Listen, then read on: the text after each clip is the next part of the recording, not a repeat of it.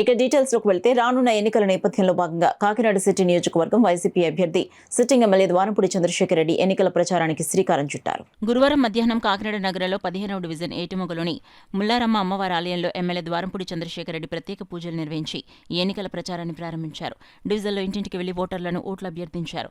కార్యక్రమంలో ఎమ్మెల్సీ కరి పద్మశ్రీ నారాయణరావు, వైసీపీ నగర అధ్యక్షురాలు సుంకర శివప్రసన్న విద్యాసాగర్, ఏఎంసీ చైర్మన్ పసుపులెట్టి వెంకటలక్ష్మి, చంద్రశేఖర్, మత్స్యకార నాయకులు కాటాడి జానకిరాం, చక్రవర్తి, మాజీ కార్పొరేటర్లు పినపొత్తు సత్యరాజు, పార్టీ నాయకులు అంకాడి సత్యబాబు, పెద్ద సంఖ్యలో పార్టీ నాయకులు, కార్యకర్తలు పాల్గొన్నారు.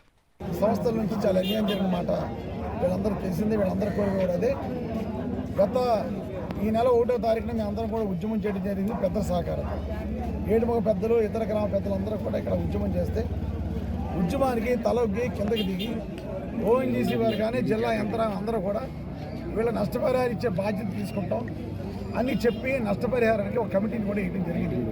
ఆ కమిటీ రిపోర్ట్ రాగానే వచ్చిన మరుక్షణమే ఓఎన్జీసీ దగ్గర నుంచి ఎవరైతే మత్స్యకారులు నష్టపోతున్న మత్స్యకారులు ఉన్నారో వాళ్ళందరూ కూడా న్యాయం చేసే బాధ్యత చేస్తానని చెప్పాను. తప్పకుండా 100% పట్టుదలతో ఓఎన్జీసీ సంబంధించిన నష్టపరిహారం మత్స్యకారులకు ఇవ్వాల్సిందే. ఇవ్వని పక్షంలో కాకినాడ నుంచి ఏ విధమైన కార్యకలాపాలు జరగవని ఈ సందర్భం వాళ్ళకి గతంలో చెప్పాం, అప్పుడు చెప్తున్నాం. నా యొక్క ఏటుమకు సంబంధించి డెవలప్మెంట్ అన్ని రకాలుగా చేయగలిగాం. రోడ్లు కానీ, డ్రైన్లు కానీ, పార్క్ కానీ, వీళ్ళకి కావాల్సిన కమ్యూనిటీ హాల్స్ కానీ ఏది అడిగితే ప్రజలు అది చేయగలిగాం. వీళ్ళకి అంతా పూర్తిగా కావాల్సింది ఏంటంటే నష్టపరిహార డబ్బు. ఆ నష్టపరిహార డబ్బుల్ని ఓఎన్జీసీ ద్వారా తప్పకుండా తీసుకొస్తామని చెప్తున్నాం. ఈరోజు నిన్ననే పెద్దలందరూ కలిసి మత్స్యకార గ్రామాల డెవలప్మెంట్ కోసం సిఎస్ఆర్ ఫండ్స్ ఈ రోజుకు ఇన్ని సంవత్సరాల నుంచి రిలయన్స్ ఉంటున్నా ₹1 ఖర్చు పెట్టలేదు. దానికోసం కూడా మేము అడగడం జరిగింది. నిన్ననే పెద్దలందరూ వెళ్ళి సిఎస్ఆర్ నిధులు ఏ పనులు కావాలని చెప్పారు. దాని మీద ఆల్రెడీ చర్యలు ప్రారంభించడం జరిగింది.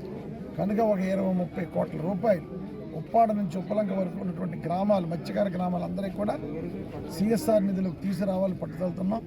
ఏదైనప్పటికీ కూడా ఖచ్చితంగా చెప్తున్నాను, మాటిస్తున్నాను. మత్స్యకార కుటుంబాలు ఎవరైతే ఓఎన్జీసీ ద్వారా నష్టపోతున్న కుటుంబాలు ఉన్నాయో ఆ కుటుంబాలకి న్యాయం చేసే వరకు పోరాడతానని, వాళ్ళతో ఉంటానని సందర్భంగా